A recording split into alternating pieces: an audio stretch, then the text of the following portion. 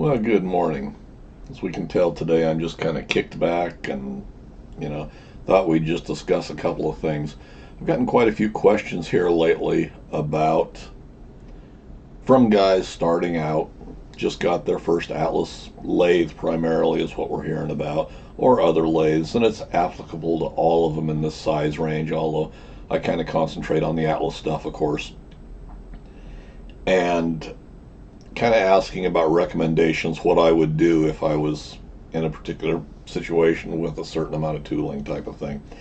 And it's going to depend. And before I talk about that, I want to give a little bit of my backstory here with this to kind of put it in perspective. When you watch some of my videos, my background has come from being a gunsmith for more than 30 years now. So that's primarily what I've done. And mine has been older weapons, bolt action stuff and everything. And I say older weapons, I mean I'm staying away from AR-15 platform guns. The reason being, I consider AR-15 work or that platform work to be junk work. When I started out in a shop years and years ago that the owner had a shop, was supposedly a gunsmith, and had been to gunsmithing college for I don't know how long, not a tremendous amount of time.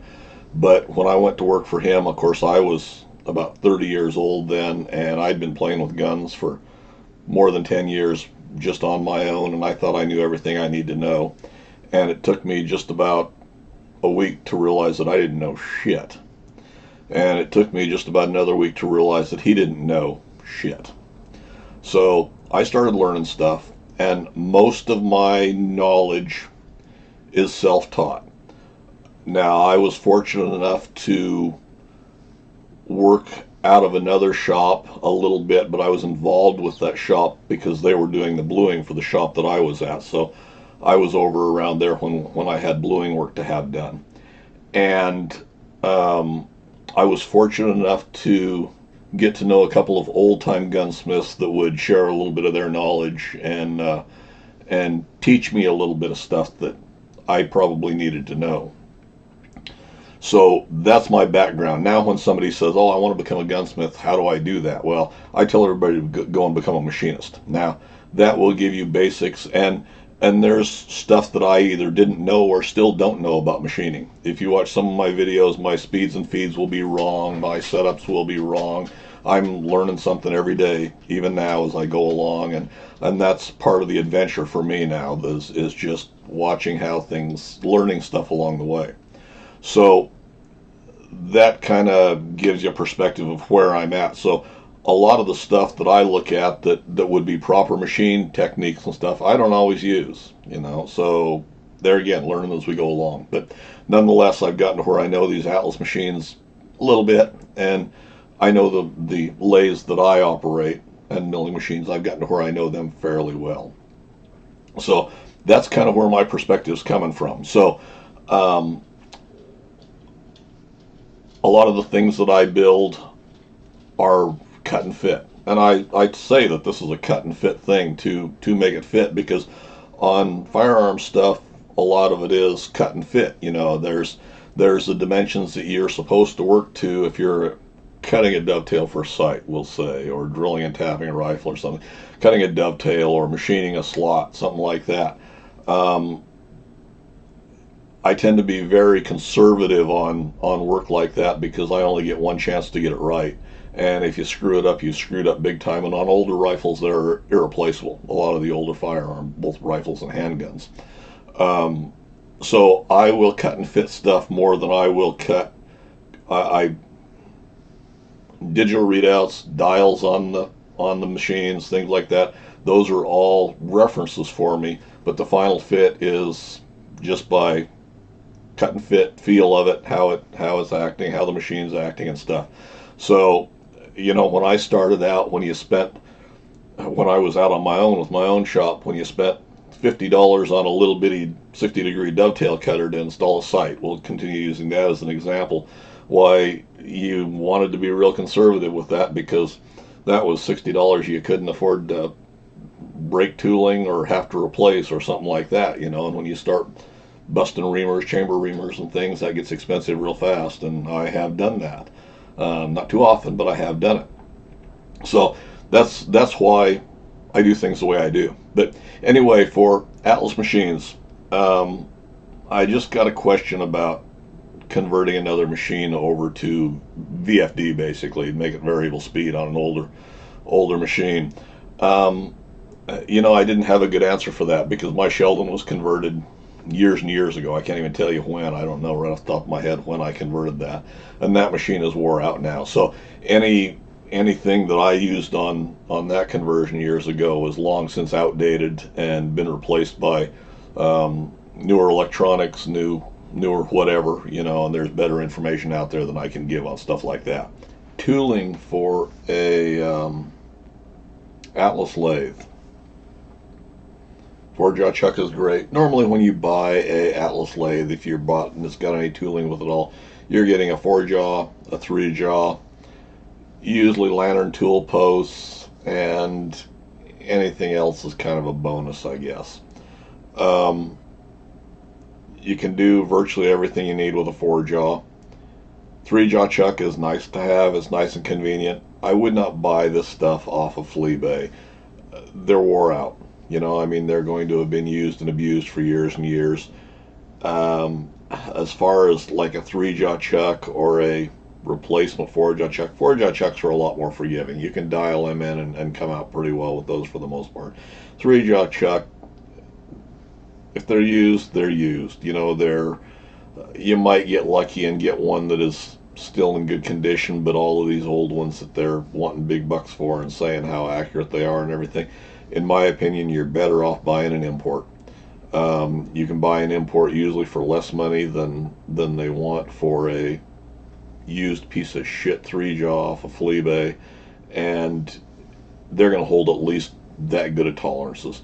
They're not always finished as nice as they could be. They are an import, which, you know, we don't necessarily like, but value-wise, they're probably a better value. Collet chucks. I like my collet chucks. You know, I set my turret lathe up, my little Atlas turret, as a lever release collet chuck.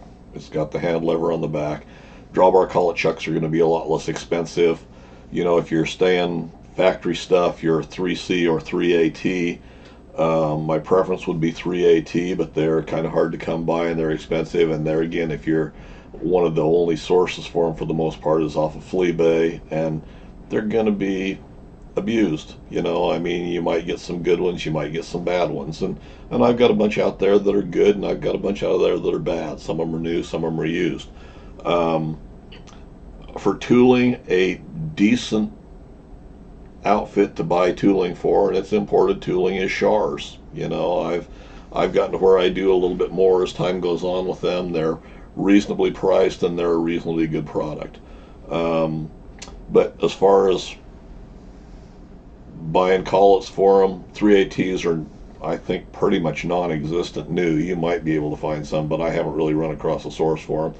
I set up 3C, and they're kind of hard to find too. You know, when I get opportunity, I will grab them, especially if somebody's closing them out, if they're on sale to be closed out. But they're kind of hard to find too. If I was setting up, well, if I was going to do a collet setup for a standard lathe, I would probably do a drawbar collet, and those are relatively easy. You can on the back end, on the back end of the headstock, you need a centering cone to center up, you know, fairly closely for your drawbar. Drawbar is a hollow shaft, which is best source of that I think is 4130 tubing. You know, aircraft suppliers is where you're going to find that. Aircraft spruce is probably going to, or wicks are probably the most common for tubing like that to build drawbar out of. I believe that's where I got my last ones for drawbar stuff. And you can build you a hand wheel, whether you take a generic hand wheel from one of the suppliers, or you cast your own out of aluminum, or you turn one from solid out of aluminum or steel, whatever the case may be. The front end, you've got to have the insert that matches the taper for the spindle, and then you've got to match it up to your collet. So that gets a little more skill needed for that, maybe, to do that. There again, you're finding that crap on Fleabay, and maybe you're going to get lucky, maybe you're not. Probably the best thing to do is, hopefully you've got enough skill you can turn the taper to match and fit your taper to your machine and index where it's going to go, and then bore it in the machine. So that's getting to be a little more advanced for a lot of people. So maybe that's an option, maybe it's not. If I just wanted a functional and probably more versatile collet setup, I would probably get a straight shanked ER32 chuck. You can buy those imports relatively inexpensively. You got a 3/4 inch shank that you can index up into in your 4-jaw, or if you actually do have a good running 3-jaw, well, you can set that up. Collets are readily available for it, and that's going to be the least expensive option for setting up a collet chuck in a lathe. They're again not original by any means, but probably a pretty good option. So other than that, a lot of this stuff, build little projects. If you've got a lantern tool post, take the time to build a height gauge to set across your ways, so when you set up your tools, while you got them on center, that eliminates one more variable that can cause people problems. But yeah, pick little projects like that. If there's interest, I'll try and start coming up with a few little projects that would be applicable for the Atlas lathe, that are relatively easy to build as you build skills, and relatively inexpensive to do. So anyway, that's kind of what I got. That kind of just answers a couple of questions that I've had about the Atlas machines and what I would suggest for stuff. Hopefully that gives you a little bit of background about where I come from, but that's the way I do things, and there we are. So hopefully you find it a little bit useful. Comments, suggestions, requests, leave them in the comments section for me below, guys. And as always, enjoy the rest of your Sunday, and thanks for taking the time to watch.